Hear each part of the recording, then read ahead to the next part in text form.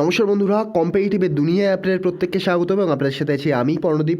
আর আজকে আমাদের আলোচনার বিষয় হলো backup exam for WBCS and UPSC.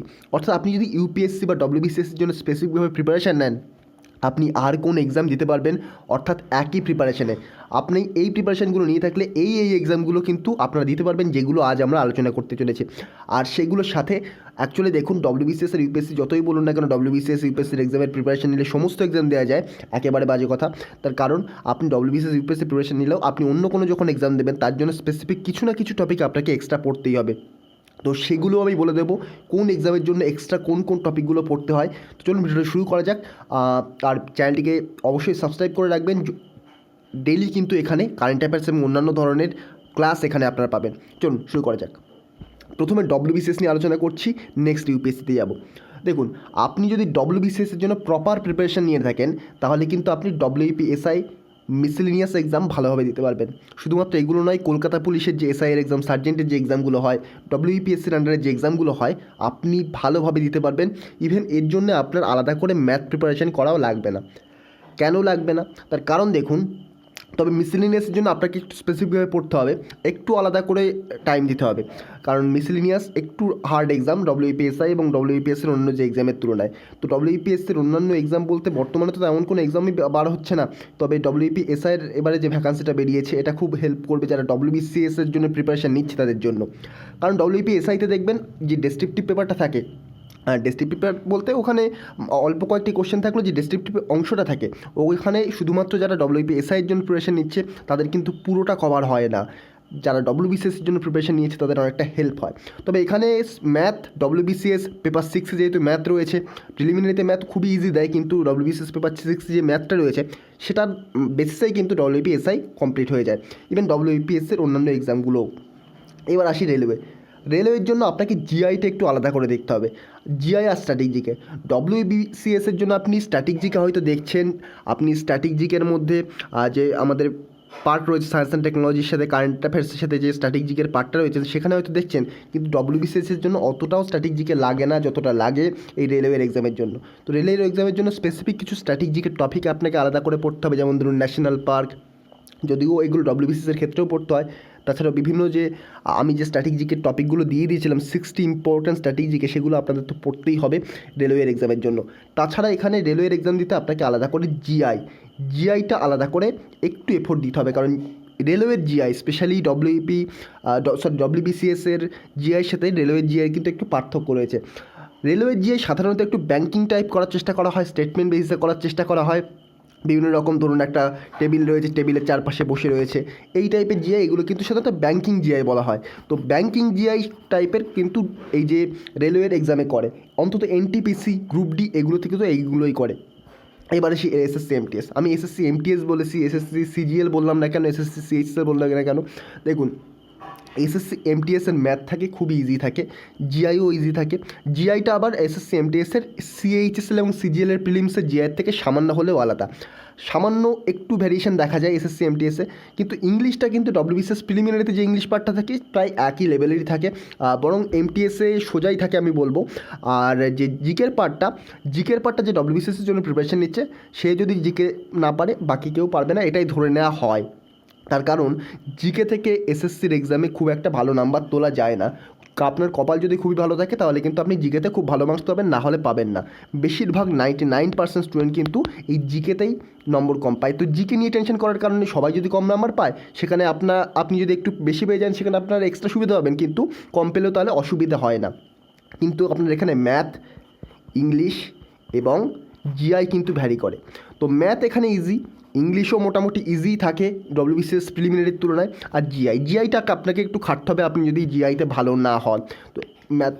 Math এবং ইংলিশ এইগুলোতেও কিন্তু খাটতে হবে। তো এই হচ্ছে এমটিএসের ফান্ডা।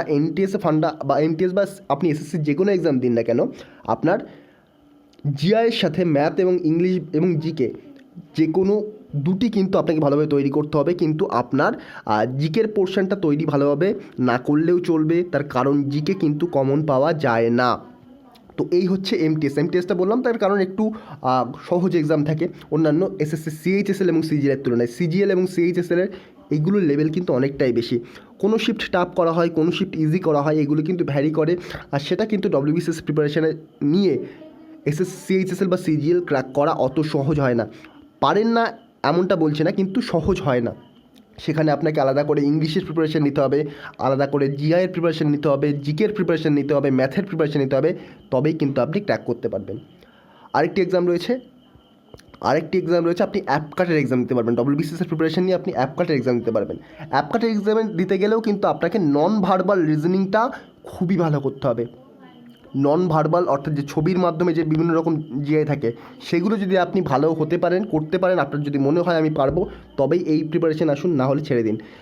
নন ভার্বাল রিজনিং আপনার খুব ভালো করতে হবে অ্যাপকাটে। আর ডব্লিউবিসিএসের প্রিপারেশান নিলে অ্যাপকাটে যে জিকে, সেটা মোটামুটি কভার হবে। আমি এইটা লিস্টে দিয়েছিলাম, কিন্তু আমি এখন বাদ দিয়ে দিচ্ছি।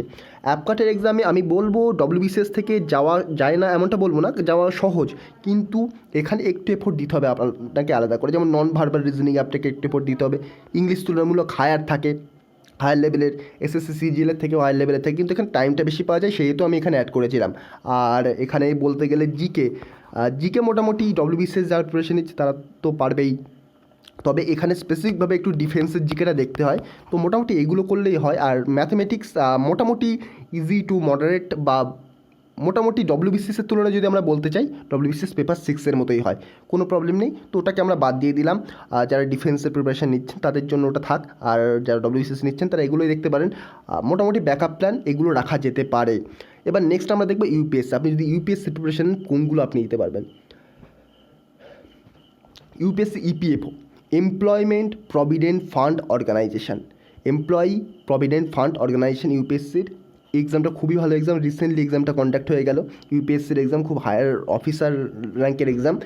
তো আপনি যদি ইউপিএসসি প্রিপারেশান নেন, তাহলেও কিন্তু আপনি ইউপিএসসি অর্থাৎ সিভিল সার্ভিস সিএসসির প্রিপারেশান নেন, তাহলে কিন্তু আপনি এই যে ইউপিএসসি ইপিএফের এক্সাম অনায়াসে ক্লিয়ার করতে পারবেন।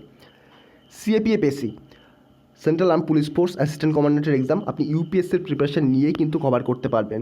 তো আপনি ডব্লিউবিসিএসের প্রিপারেশান নিয়ে এই যে সিএপিএফএসসি বা ইউপিএসসি ইপিএফও কভার করতে পারবেন না। মনে হবে অনেক সহজ, কিন্তু না।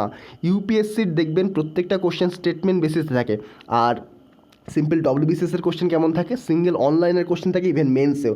আপনার রিসেন্ট যে এক্সামটা হয়ে গেল 2020, সেটা আপনারা দেখবেন, সেখানে দেখবেন অনলাইনের কোশ্চেনই থাকে, অল্প কয়েকটি থাকে স্টেটমেন্ট বেসিসে। কিন্তু এই যে ইউপিএসসি ইপিএফও সিএপিএফএসি প্রত্যেকটা কোশ্চেন কিন্তু স্টেটমেন্ট বেসিসে থাকে। যদি স্টেটমেন্ট বেসিসে নাও থাকে, বলবে এর মধ্যে কোনটি রং, বলে অপশানেও আবার 4টে স্টেটমেন্ট দিয়ে দেবে। তো এই টাইপের কোশ্চেন আপনি সলভ করতে পারবেন না শুধুমাত্র যদি আপনি ডব্লিউবিসিএসির জন্য প্রিপারেশান নেন। আপনার বেসিক খুব ভালো হতে হবে, আপনার আন্ডারস্ট্যান্ডিং লেভেল খুব ভালো হতে হবে, আপনাকে খুব স্ট্রং হতে হবে পলিটি, হিস্ট্রি এগুলোতে। তারপরে কিন্তু আপনি ইউপিএসসির প্রিপারেশন যদি একটু ভালোভাবে নেন, অনায়াসে এগুলো ক্লিয়ার করে দেবেন। নেক্সট হচ্ছে আরবিআই গ্রেড বি এবং এলআইসিএও, এ দুটো ব্যাংকের এক্সাম, কিন্তু আমি ইউপিএসসির প্রিপারেশন নিলে আমি বলছি এগুলো ক্র্যাক করা যাবে। কীভাবে এবার একটু বলি। আরবিআই গ্রেড বি এবং এলআইসিএও, আরেকটা আছে নাবার্ড, আমি ভুলে গেছি অ্যাড করতে, নাবার্ডের গ্রেড বি, নাবার্ডের যে এক্সাম আরবিআই গ্রেড বিএলআইসিও, এগুলো আপনি খুব ভালোভাবেই কিন্তু ক্লিয়ার করতে পারবেন আপনি যদি ইউপিএসসির প্রিপারেশন নেন, তার সাথে যদি ইউপিএসসির লেভেলের ইকোনমিটা ভালোভাবে পড়েন এবং ইকোনমিকে আরও একটু স্ট্রং করেন। এবার আপনি ডব্লিউবিসিএসের সাথেও ক্লিয়ার করতে পারবেন যদি আপনার ইকোনমি ইউপিএসসি লেভেলের হয়ে থাকে, বা ইউপিএসসির থেকেও আপনার ইকোনমি এখানে আরও বেশি স্ট্রং লাগবে। তো সেক্ষেত্রে আপনি কিন্তু আরবিআই গ্রেড বিএলআইসিও ইউপিএসসি এগুলো কিন্তু কভার করতে পারবেন। আসি ইউপিএসসি সিডিএসে আপনাকে আলাদা করে কিন্তু ম্যাথ অ্যান্ড ইংলিশ দেখতে হবে। এখানে ম্যাথের লেভেল কিন্তু খুব খুব খুব হাই থাকে, সেটা এসএসসি সিজিএল মেইনসের থেকেও বেশি, সেটা ডব্লিউবিসিএস পেপার 6-এর থেকে অনেক গুণ বেশি। প্রত্যেকটা এক্সামের থেকে আমি যত পর্যন্ত কম্পিটিটিভ এক্সামে দেখেছি, সবচেয়ে বেশি মোটামুটি এখনও পর্যন্ত অপশনাল পেপার বাদ দিয়ে, ইউপিএসসি সিভিল সার্ভিস বা ডব্লিউবিসিএস সিভিল সার্ভিসের অপশনাল পেপার বাদ দিয়ে ইউপিএসসি সিডিএসের ম্যাথ সবচেয়ে টাফ ম্যাথের মধ্যে কিন্তু একটা পেপার। তো ম্যাথ আপনাকে খুব এফোর্ট করতে হবে, দিতে হবে। ইংলিশ হয়তো অতটাও টাফ হয় না, কিন্তু আপনাকে তবু ইংলিশে একটু ভালো নম্বর পেতে গেলে এফোর্ট দিতে হবে। কেন বলছি, ইংলিশে এখানে বেশি আপনাকে দেখা হবে কার রিডিং স্কিল কত ভালো, কার কম্প্রিহেনশন স্কিল কত ভালো, কার ভোকাবুলারি কত ভালো, সেগুলোই কিন্তু এখানে চেক করা হয়। আর বাকি যে জিকে পোর্শনটা, এই জিকে পোর্শন শুধুমাত্র ডব্লিউবিসিএসের প্রিপারেশন নিয়ে আপনি কভার করতে পারবেন না, তার জন্য লাগবে আপনার ইউপিএসসি সিভিল সার্ভিসের প্রিপারেশান, তবেই কিন্তু আপনি দিতে পারবেন। অ্যাকচুয়ালি দিতে তো আপনি পারবেন, আপনি যদি স্পেসিফিক সিডিএসের জন্য প্রিপারেশন নেন কোনো প্রবলেম নেই। আর ডব্লিউবিসিএসের প্রিপারেশন নিয়েও অনেকে ক্র্যাক করেছেন, এমনটা কিন্তু নয় যারা ডব্লিউবিসিএস দিচ্ছেন তারা কিন্তু এই এক্সামগুলোকে ক্র্যাক করতে পারবেন না। অবশ্যই পারবেন, কিন্তু কিছুদিন অন্তত স্পেসিফিক প্রিপারেশন আপনাকে নিতেই হবে। আরেকটা রাস্তা থাকে, আপনি যদি ইউপিএসসি প্রিপারেশন নেন, আপনি অপশনাল সাবজেক্ট যেটা চুজ করেছেন সেটাতে আপনি এমএ বা এমএসসি করে নিতে পারবেন বা এমকম করে নিতে পারবেন। সেটা করার পরে আপনি নেট দিতে পারেন, তারপর বিভিন্ন কলেজে অ্যাপ্লাই করতে পারেন, সেট দিতে পারেন। তবে নেট এখন নতুন নিয়ম করে দিয়েছে, আপনি যদি নেট দেন তাহলে আপনার, এর আগে কী নিয়ম ছিল যে আপনি এমএ করতে করতে আপনি নেটে বসতে পারতেন, কিন্তু এখন কিন্তু এমএ কমপ্লিট হওয়ার পর বা এমএসসি কমপ্লিট হওয়ার পরেই আপনি নেটে বসতে পারবেন। তো এই রকম কিন্তু নতুন নিয়ম করে দিয়েছে, তো এটা একটা উপায় থেকে যায় ইউপিএসসি যদি আপনি প্রিপারেশন নেন। মোটামুটি অফিসার র্যাঙ্কে ইউপিএসসির প্রিপারেশন নিলে, সিভিল সার্ভিসের প্রিপারেশন নিলে আপনি এই এক্সামগুলো কিন্তু অনায়াসে দিতে পারবেন এবং ভালোভাবে একটু প্রিপারেশন নিলে অনায়াসে ক্লিয়ার করতে পারবেন। আর এই এক্সামগুলো কিন্তু ডব্লিউবিসিএসের প্রিপারেশন নিলে খুব ভালোভাবে ক্লিয়ার করা যায়। এবার আসি এসএসসির এক্সামগুলোর কথায়, তার সাথে আসি ব্যাংকের এক্সামগুলোর কথায়। আমার মতে এসএসসির এক্সাম এগুলোর সাথে গুলিয়ে ফেলা ঠিক নয়, তার কারণ ব্যাংকের এক্সামও একেবারেই বলবো এগুলোর সাথে গুলিয়ে ফেলা ঠিক নয়, কারণ ব্যাংকের সিলেবাস, এসএসসির সিলেবাস, এইগুলো সিলেবাসের থেকে তুলনামূলক অনেকটাই আলাদা। অনেকে এমন আছেন যারা ক্র্যাক করেছেন, এসএসসি ক্র্যাক করেছেন, ডব্লিউবিসিএস ক্র্যাক করেছেন, এমনটা কিন্তু নয় ব্যাংক ক্র্যাক করেছেন, ডব্লিউবিসিএস ক্র্যাক করেছেন। কিন্তু এসএসসি এবং ব্যাংকের সিলেবাস, এই সিলেবাসগুলোর থেকে জিএস জেনারেল স্টাডিজ যে সিলেবাস তার থেকে কিন্তু তুলনামূলক অনেকটাই আলাদা। তো সেহেতু আপনি যদি এসএসসির জন্য স্পেসিফিক 3 থেকে 4 মাস প্রিপারেশন নেন, অনায়াসে আপনি কিন্তু ক্র্যাক করতে পারবেন। তবে আপনাকে স্পেসিফিক প্রিপারেশন নিতে হবে এবং আপনার লাক কিন্তু এক্সাম সেন্টারে একটু হলেও আপনার ফেভারে থাকতে হবে, কারণ কোন দিন কোন শিফটে কেমন নাম্বার বাড়বে, কেমন নর্মালাইজেশন হবে, কেমন শিফটের মানে যে কতটা টাফ হবে সেটা কিন্তু ডিপেন্ড করে স্টুডেন্টের ওপর। উল্টো বললাম, স্টুডেন্টের নাম্বার ডিপেন্ড করে সে কতটা টাফ হচ্ছে বা নাম্বার কতটা ইনক্রিজ করছে নর্মালাইজেশন তার উপর। আর ব্যাংকে আপনি কত দ্রুত করতে পারছেন, আপনার অ্যাপটিটিউড কত ভালো তার ওপরে। আর ব্যাংকের জন্য স্পেসিফিক প্রিপারেশান তো আপনাকে নিতেই হবে, এগুলো নিলে তখন হবে না। কিন্তু এসএসসি তবুও নেওয়া যায়, তবুও আমি বলবো এসএসসির জন্য স্পেসিফিক 3 থেকে 4 মাস প্রিপারেশান নিলে অনায়াসে সম্ভব সেটা। তো এই ছিল আজকের ছোট্ট ভিডিওর মাধ্যমে আমরা আলোচনা করলাম ডব্লিউবিসিএস এবং ইউপিএসসি যদি আপনারা প্রিপারেশান নেন তাহলে অন্য কোন কোন এক্সাম আপনাদের নজরে রাখা উচিত, কোন কোন এক্সাম আপনারা দিতে পারেন এবং খুব ভালো ভালো এক্সামের মধ্যে কোনগুলো পড়ছে। তো এই ছিল ভিডিওটা ভালো লাগলে চ্যানেলটিকে সাবস্ক্রাইব করে পাশে থাকা বেল আইকনটি প্রেস করতে ভুলবেন না। চলুন আজকের মতো গুড বাই, পরবর্তী ভিডিওতে আপনাদের সাথে আবার দেখা হবে। Thank you.